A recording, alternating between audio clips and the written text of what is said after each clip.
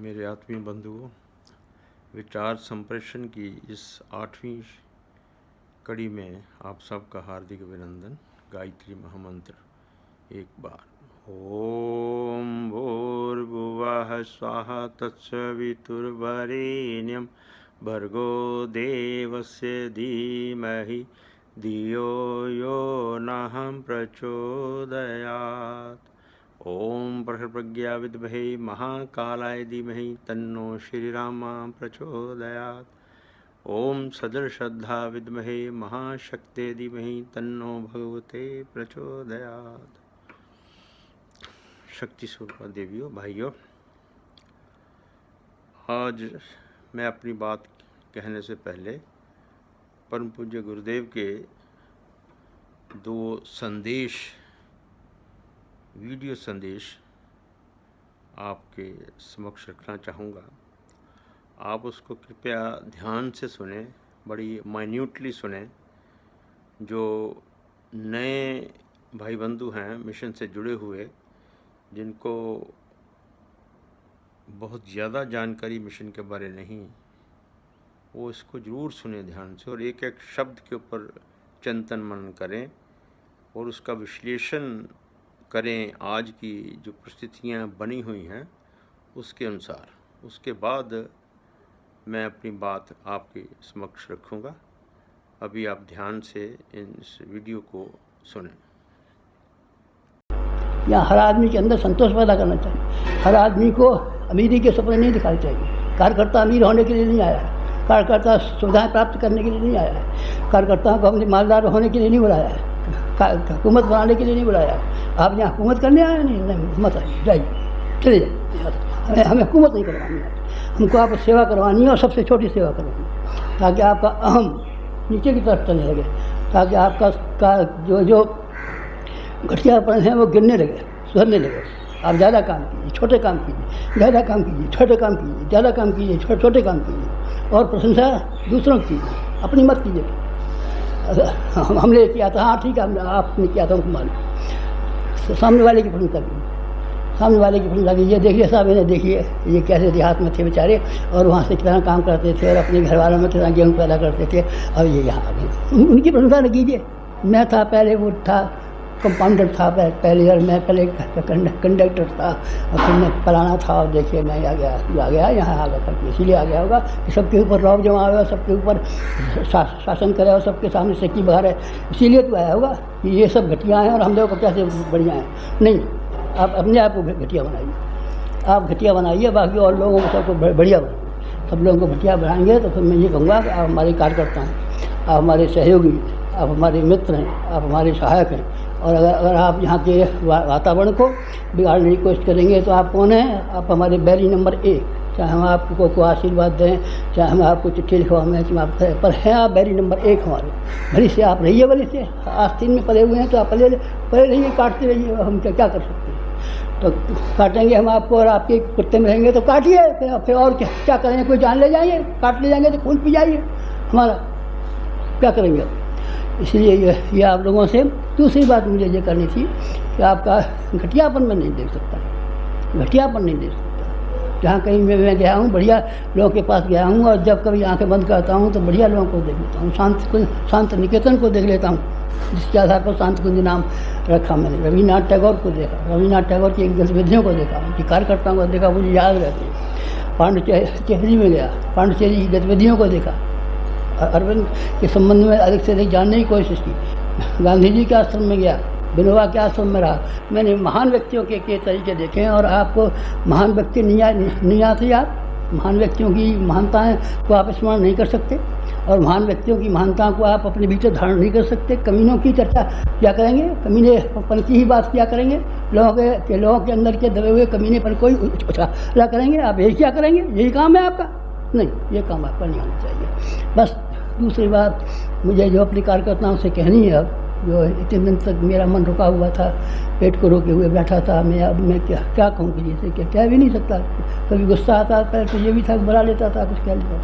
अब तो कहने की स्थिति भी नहीं है मेरी, बुला भी नहीं सकता। पर आज तो मेरी 1.5 वर्ष के भरे हुए गुहार और 1.5 वर्ष की भरी हुई इच्छाएँ और भावनाएँ और अभिव्यक्तियाँ इस थोड़ी देर में मैंने व्यक्त कर दी हैं आप लोगों के सामने। का इतिहास, इस मिशन का जो आने वाला समय है, इस मिशन का जो भविष्य है वो उज्जवल है। और किस तरह से नया युग आएगा, ये गुरुदेव ने एक एक शब्द जो बताया वो मुझे आज तक याद है। क्या कहा पंडित श्री राम शर्मा जी ने श्रद्धेय प्रणव पंड्या जी के बारे में? इसलिए किसी को भी ये प्रश्न हमसे नहीं करना चाहिए कि आपके गद्दी पे कौन बैठेगा। हमारी गद्दी पे तो हम ही बैठेंगे और हमारी गद्दी खाली पड़ी रहेगी। हमारी गद्दी पे कोई बैठने वाला नहीं है। कोई कहेगा आपने आपके जवाई को बना दिया। अरे भाई, जवाई भी एक कमेटी में है, 7 आदमी हैं, 7 ट्रस्टियों में एक आदमी हमारा जवाई भी है, 6 आदमी और हैं, एक आदमी वो भी है। 7 आदमियों को हमने देखा है कि ये उनकी योग्यता के हिसाब से बनाया है, जमाई के हिसाब से नहीं। योग्यता के हिसाब से, सेवा के हिसाब से, उनके कार्यों के हिसाब से, उनके गुणों के हिसाब से यहाँ भी हमारे कार्य में मदद करते हैं। इसलिए हमारी सब बातें उनको जानकारी है। हमारे पीछे जब नहीं रहेंगे तो अभी कोई बात पूछताछ करनी पड़ी। गुरु जी जब एकांत में रहते थे, साधना करते थे तो क्या कहते थे, तो वो कुछ जवाब भी देते हैं। बाकी लोगों को तो नहीं मालूम है। माता जी के बारे में और इनके बारे में जवाब दे सकते हैं। 7 आदमियों की कमेटी है, इसलिए किसी को भी ये आशा नहीं करनी चाहिए कि गुरु जी की गद्दी पर मैं बैठूंगा, कहीं बैठूंगा, कहीं करूंगा, कहीं करूंगा। सुना है हमने, ऐसा आप लिख के दिया है। जिस किसी ने लिख के दिया है उनको ये वहम अपने दिमाग में से निकाल देना चाहिए कि कोई बनेगा। और किसी का ये ख्याल हो कि ये गुरु जी नहीं रहेंगे तो कमज़ोर हो जाएगा, ये ख्याल आप मन में से निकाल दीजिए। सब ऐसे हैं कि जो बेहद ही कड़े हैं। हमारे यहाँ ठहरना बहुत ज़्यादा दिन तक नहीं हो पाता, और ख़ासतौर से उन आदमियों का ठहरना तो बिल्कुल ही नहीं हो पाता जो कि अपनी मर्जी चलाते हैं। न हमारी किसी बात को मानते हैं, न हमारी किसी सलाह को मानते हैं, न हमारे अनुशासन पर चलते हैं, न हमारे सिद्धांतों पर चलते हैं। उनसे हमारा कोई संबंध है नहीं। उनसे हमारा न पटरी खाएगी, चाहे थोड़े आदमी रह जाए हमारे पास, चाहे ज़्यादा आदमी रह जाए, सीमित आदमी रहेंगे। गांधी जी के साबरमती आश्रम में थोड़े आदमी रहते थे, बहुत रहते थे, बहुत नहीं रहते थे, पर वो गिने हुए रहते थे, परखे हुए रहते थे, जाने हुए रहते थे, पहचाने हुए रहते थे। बेकार की बातें जो हमारे कानों में सुनने को आती हैं, इससे आप गुस्सा आता है। ये आपने चिट्ठियाँ लिख के दी हमको, देखिए अभी एक और चिट्ठी करी है, ये एक और चिट्ठी है, ये एक और चिट्ठी है, एक और चिट्ठी है। बुराइयाँ करने को लाखों आदमी पड़े हैं। अब आप कौन कौन की बुराई करते हैं? हम किसी की बुराई नहीं करते। हम तो केवल प्रेम की बात कहते हैं, मोहब्बत की बात कहते हैं, चलने की बात कहते हैं, नसीहत की बात कहते हैं, शिक्षा की बात कहते हैं। इसी से हमको समय नहीं है। हम कौन कौन का खंडन करें, कौन कौन की बुराई करें, कौन कौन को काटें, कौन कौन का क्या करें, या बेकार की चिट्ठी हमको लिख के दे जाते हैं। ये देखिए 1 2 3 4 5 6 7 8 9 10 ये ढेरों की ढेरों चिट्ठियाँ लिखी हैं। बस ये जो चिट्ठियाँ हैं जिसको प्रश्नोत्तरी कहते हैं, बस ये है शंका समाधान की। इसमें कोई शंका नहीं है, न कोई समाधान है। बेकार की बातें हैं जिसका न कोई टांग है, न कोई पूंछ है, न कोई इसका सिर है, न कोई वजूद है, न कोई बात है। ये इस तरह की बातें हैं कैसे सड़क पर खड़े होकर के घटिया आदमी पागल आदमी बेकार की बात बकते रहते हैं। इसमें सच्चाई का कहीं नाम निशान भी नहीं है, नाम निशान भी नहीं है। अगर कोई नाम निशान हो तो आप आइए, हम स्वागत करते हैं आपका। ये मार्च का महीना खुला रहेगा हमारे लिए। मार्च के महीने में आइए, आपको जो जो वैसा दिखाई पड़ता हो वही खाते आप हमारे चेक कीजिए, हमारी चीज़ें चेक कीजिए, हमको चेक कीजिए, हर बात को पता लगाइए, ताकि किसी आदमी को उंगली उठाने का मौका न मिले। जिसकी उंगली उठाए उसको ठिकाने लगा दिया। तो हमने विचार नहीं किया, पर अगर संभव हुआ तो अगले वर्ष, इस वर्ष तो नहीं, अगले वर्ष होगा तो जिन जिन शक्तिपीठों को हमने स्थापित किया है, जिन शाखाओं को हमने पेड़ पौधों को स्थापित किया है, उनको फिर एक बार चक्कर भी लगा सकते हैं, तो जिससे कि आपको मालूम पड़ जाए कि न इनको कैंसर है, न इनको टीवी है, न इनको कुछ है, न ये मरने वाले हैं, और न इनकी जगह पे गद्दी पे बैठाने वाले हैं। हमारी गद्दी पे भगवान बैठेगा, और हम भगवान की गद्दी पे बैठे और हमारी गद्दी पे भगवान भी बैठेगा। आप सब लोग विश्वास रखिए। इतना ही कहना था, बात समाप्त हो गई। आशा है आपने परम पूज्य गुरुदेव का वीडियो संदेश ध्यान से सुन लिया होगा, और जिस तरह मैंने महसूस किया आपको भी वैसा ही लगा होगा कि वो महापुरुष जिन्होंने इतनी घोर तपस्या की और अपनी सारी जो पैतृक संपत्ति थी, 2000 बीघा ज़मीन, और परमंदनीय माता जी का जितने स्वर्ण आभूषण उनके पास थे जो शादी के समय वो लेके आए, उन सब को उन्होंने इस मिशन को सींचने में लगा दिया। लेकिन फिर भी लोगों ने उनको भी नहीं छोड़ा, और कई प्रकार के ऐसे लांछन, पैसे के बारे में, उनकी सेहत के बारे में और गलत बातें कहीं, और ये भी आक्षेप लगाया कि वो अपने परिवार को आगे बढ़ाना चाहते हैं। भाइयों और बहनों, वो ऐसी परम सत्ता महाकाल के स्वरूप में उनके ऊपर ऐसे आक्षेप लगाने वाले ही कैसे मंदबुद्धि और कैसे स्वार्थी लोग हो सकते हैं, जिससे आप अंदाज़ा लगा सकते हैं। यदि उन्होंने उनको परम श्रद्धेय डॉक्टर साहब को योग्य समझा तो उन्होंने उनके बारे में उनकी योग्यता, उनकी उपयोगिता और उनके जाने के बाद भी उन्होंने बताया कि वो उनके बारे में बताएंगे, अर्थात वही हम सबको लीड करेंगे, हमारा नेतृत्व हमें प्रदान करेंगे, क्योंकि जिसके पास ज्ञान होगा वही इस विचार क्रांति अभियान की मशाल को आगे लेकर चल सकता है। इसमें तो कोई किसी को भी किसी प्रकार का संशय नहीं होना चाहिए। लेकिन यहाँ देखने वाली बात ये है कि यदि उन महापुरुष को ही इन्होंने इतना सताया, तंग किया कि उन्होंने ऐसे ऐसे शब्द इस्तेमाल किए इस वीडियो में, तो आप अंदाज़ लगा सकते हैं कि हमारे श्रद्धेय विवेक का ये लोग क्या हाल करते होंगे, कितना जहर वो लगातार पीते चले आ रहे हैं। जैसे मैंने पिछले वीडियोस में भी बताने का प्रयास किया है कि चलो मुझे तो सौभाग्य प्राप्त हुआ, परमवंदनीय माता जी के बाद पहले परमवंदनीय माता जी ने बहुत अच्छी बड़ी बड़ी जिम्मेवारियां मुझे दी, और जबकि मैं बिल्कुल नया था मिशन में, ऐसा मुझे सौभाग्य प्राप्त हुआ। और उन्होंने ही मुझे निर्दिष्ट किया कि कहीं कोई दुविधा हो तो प्रणव की बात सुनना। तो मेरे मन में तो कोई रत्ती भर भी शंका नहीं है, चाहे कुछ भी लोग कहते रहें, कुछ भी आक्षेप लगाते रहें, कहीं भी यदि गुरु के प्रति श्रद्धा है तो गुरु के वाक्यों के ऊपर भी श्रद्धा होनी चाहिए।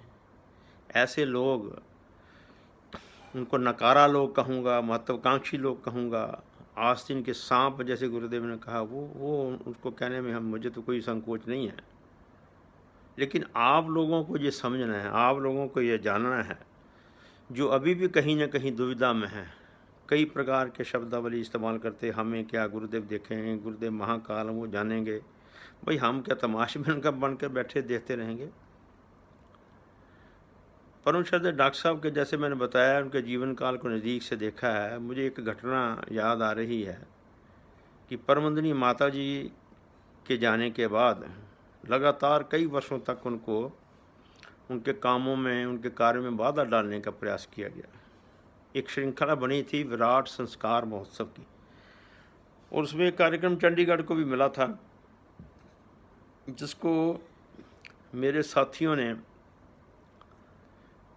हम सब ने मिलकर उसको आयोजन को सफल बनाने का भरपूर प्रयास किया।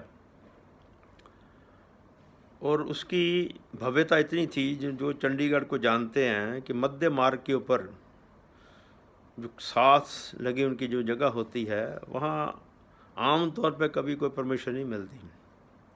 लेकिन वो लगातार, मतलब कि जहाँ से 28 सेक्टर में जो जग हुआ, मध्य मार्ग से लेकर पीछे 28 तक की मार्केट, आप अंदाज़ लगा सकते हैं कि लगभग 1.25 किलोमीटर लंबाई या 1 किलोमीटर भी मानी जा सकती है लंबाई में वो पार्क थे 3, जिसमें ये सारे आयोजन संपन्न होने थे।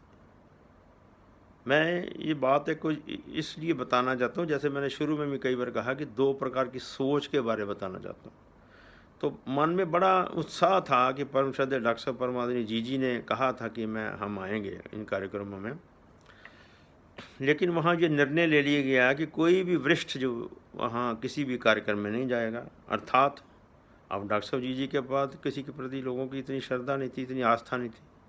उनका मकसद यही था कि इनको रोका जाए, इनकी पॉपुलैरिटी जो बढ़ रही है उसको कम किया जाए। और हमने यहाँ तैयारी कर रखी थी उसी स्टैंडर्ड की, बड़े बड़े कैमराज, न्यूमेटिक कैमरा, जो मेरे फोटोग्राफर जिनको मैंने हायर किया था कि ये केवल फिल्म बनाने के काम आते हैं। लेकिन हमने वो सेटअप किया वहाँ के, ताकि पूरी अच्छी रिकॉर्डिंग हो। उसमें बड़े बड़े IAS, IPS, member parliament, minister, state government, क्योंकि 2 स्टेट गवर्नमेंट की कैपिटल है, तो बहुत लोग वहाँ पे आए भी, इनवाइट उनको किया गया था, लेकिन हमें बड़ा वो लगा कि परम श्रद्धेय डॉक्टर साहब परमानंद जी नहीं आ पाए।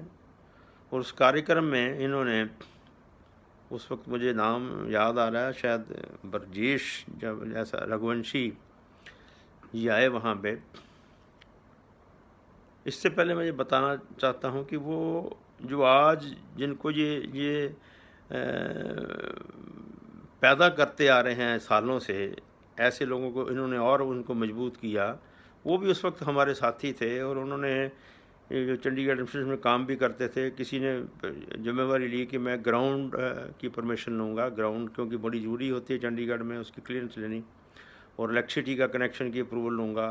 फिर भोजनालय की जिम्मेवारी हमने ली। और आपको हैरानी होगी कि ग्राउंड और इलेक्ट्रिसिटी की परमिशन तो ये कहते रहे हाँ होगी होगी होगी, वो तब पता चला जब लास्ट डे वहाँ पे पुलिस आ गई और कागज़ मांगने लगी, तो ये इधर उधर बगले झांकने लगे और कहते लगे जो वो तो मिली नहीं थी। तो बड़ी मुश्किल से उसको संभाला।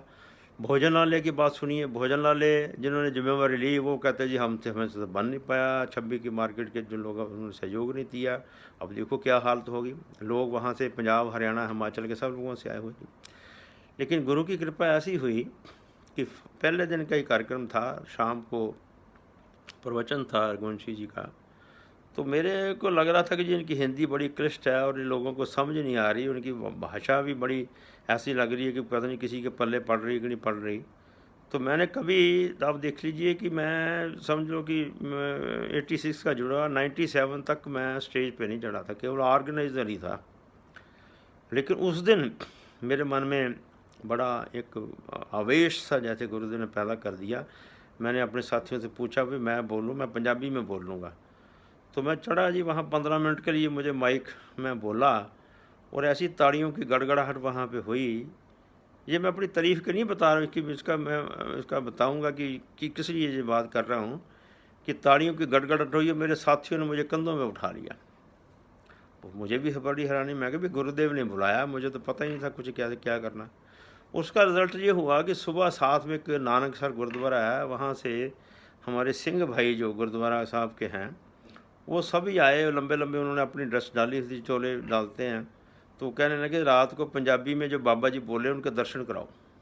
सब लोग ढूंढ के मेरे पास आ गए। मैं तो वैक्सीन था, मैंने उनको बहुत मनाया। मैं कहा भी मैंने पीले कपड़े जरूर डाले हैं लेकिन मैं बाबा नहीं हूँ कोई, मैं तो यहाँ ये 17 सेक्टर ऑफिस से काम करता हूँ वहाँ। नहीं जी नहीं, चलो जी चलो। तो देखो गुरु की कृपा कि वो सारे संत महात्मा लगभग 40-50 लोगों इकट्ठे किए, तो मुझे मंच पे बिठा लिया और बड़ा आदर सम्मान किया।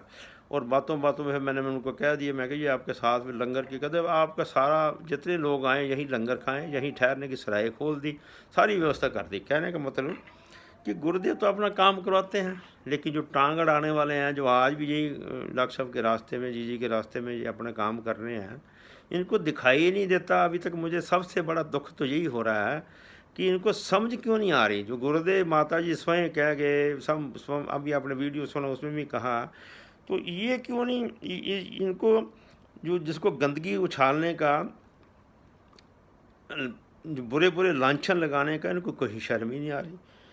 अब मैं बार बार तो नाम नहीं लूँगा, लेकिन मैंने जैसे पहले भी कहा है, ये 3 व्यक्ति हैं, ये तिकड़ी है बस, जिसका मैंने पहले भी जिक्र कर चुका हूँ बहुत बार। यही हैं जो मिशन को अपनी महत्वाकांक्षा, जो गुरुदेव ने कहा कि यहाँ गद्दी संभालने की किसी की इच्छा है, किसी को यहाँ अपनी लीडरी बनाने की इच्छा है, तो ये इच्छा इनकी लगता है पनप रही, वो पूरी नहीं हो पा रही।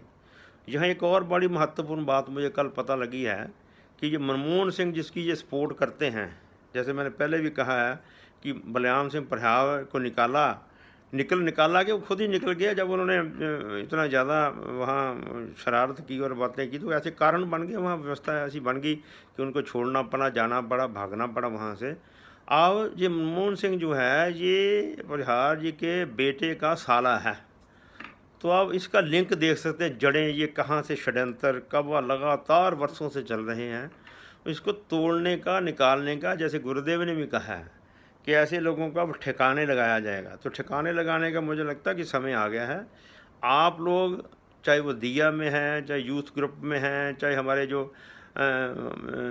भाई बंधु फॉरेन कंट्री में कहीं बसे हुए हैं, वो जागरूक हों। गुरुदेव का कि यदि काम ये नहीं है कि आप थोड़ा सा यज्ञ और गायत्री मंत्र अपने लिए कर लो। गुरुदेव से मैं एक बार नया नया गया था, तो गुरुदेव से मेरे सामने लाइन लगी हुई, तो दर्शनार्थी को खड़ा था, तो गुरुदेव को बड़ा अपने शेखी बुखार था। गुरुदेव मैंने 1.25 लाख का अनुष्ठान कर लिया, मैंने ये कर लिया, वो इतना जप कर दिया। गुरुदेव ने मेरे सामने कहा, भाड़ में जाए तेरी गायत्री, भाड़ में जाए तेरी गायत्री, मैं क्या करूं, जितना मर्जी कर लिया तूने, मेरे लिए क्या किया, मेरा काम किया कि नहीं किया।